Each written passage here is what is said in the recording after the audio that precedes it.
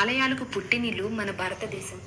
నేటి సైన్స్కి సైతం అంతు చిక్కని ఆలయ నిర్మాణాలు భారతీయ కళాకారుల ప్రతిభా నైపుణ్యాలకు నిదర్శనాలు.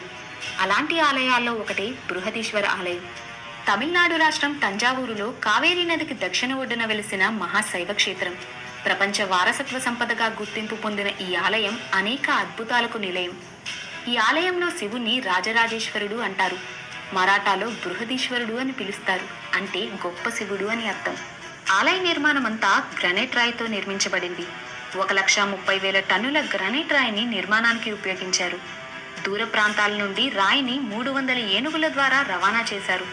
ఈ రోజుల్లో మనకు అనేక సాంకేతిక పరికరాలు అందుబాటులో ఉన్నాయి, కానీ ఎలాంటి సదుపాయాలు లేని ఆ రోజుల్లో కేవలం ఏనుగుల సాయంతో అంత బరువైన గ్రనైట్ రాళ్లను తరలించడం ఒక అద్భుతమే.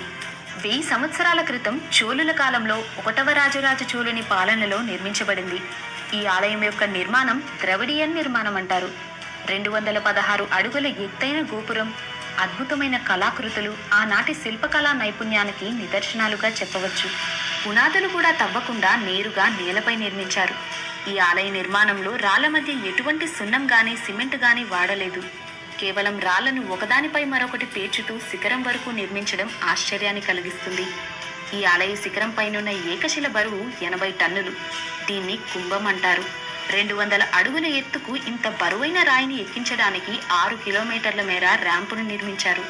ఏనుగులు, గుర్రాల సాయంతో ఆలయ శిఖరంపైకి ఈ రాతిని ఉంచడం జరిగింది.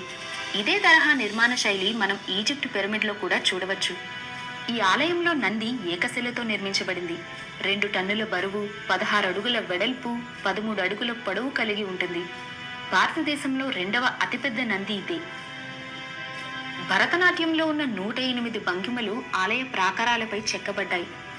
ఆలయం యొక్క నీడ నేలపై పడకపోవడం ఒక అద్భుతమనే చెప్పుకోవాలి. ఆలయ నిర్మాణానికి సుమారు 7 నుండి 8 ఏళ్ల సమయం పట్టింది. బృహదీశ్వర్ ఆలయం నుండి చుట్టుపక్కల ఆలయాలకు దారులున్నాయి. ఇప్పుడు అవి మూసివేయబడ్డాయి. రాజరాజ చోళ తను సాధించిన విజయాలను శిలాఫలకాలపై చెక్కించేవాడు. అంతేకాదు, ఈ ఆలయంలో అనేక పెయింటింగ్స్ ఉన్నాయి. ఇప్పటికీ అవి చెక్కు చెదరకుండా కొత్తగా కనిపిస్తుంటాయి.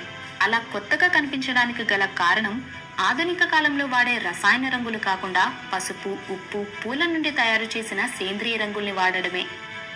1954లో బృహదీశ్వర ఆలయాన్ని రిజర్వ్ బ్యాంక్ ఆఫ్ ఇండియా 1000 రూపాయల నోటుపై ముద్రించింది. అంతేకాకుండా ప్రభుత్వం 5 రూపాయల స్టాంపును కూడా విడుదల చేసింది.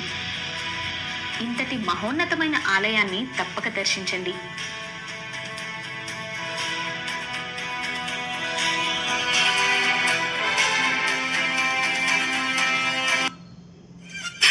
Thanks for watching. ఇలాంటి మరిన్ని ఇంట్రెస్టింగ్ వీడియోస్ కోసం మా ఛానల్ని సబ్స్క్రైబ్ చేయండి.